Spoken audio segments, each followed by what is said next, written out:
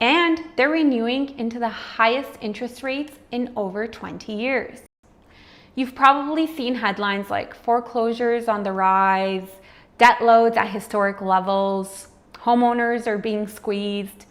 But what no one's saying is that this is just the start.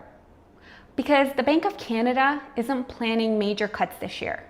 They might do 1, maybe 2 small rate trims. But unless something breaks, we're staying in this high rate environment well into 2025.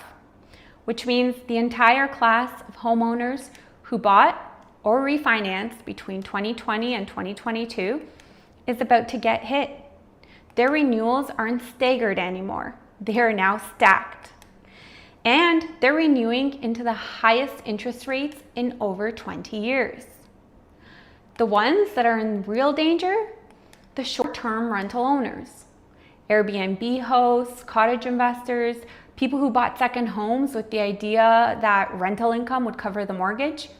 But now the short-term rentals have a lot more regulations, licensing fees, and in some areas, there's a cap on the amount of licenses that they're handing out.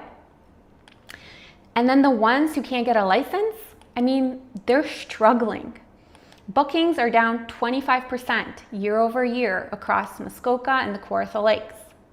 Think about that. If you're paying $4,000 a month on a cottage with zero rental income, this summer, that's really, really tough. And that brings us to the domino effect.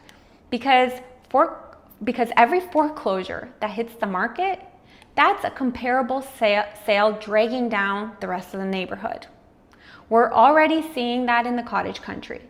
A cottage in Haliburton listed at $899 last year just sold for $662,000. Another one in Gravenhurst dropped from $1.2 million to $875,000 and sat for 94 days before selling. That's a pretty quick 25% haircut. And that becomes a new comp. So if you're a neighborhood seller, guess what? Your value is now impacted.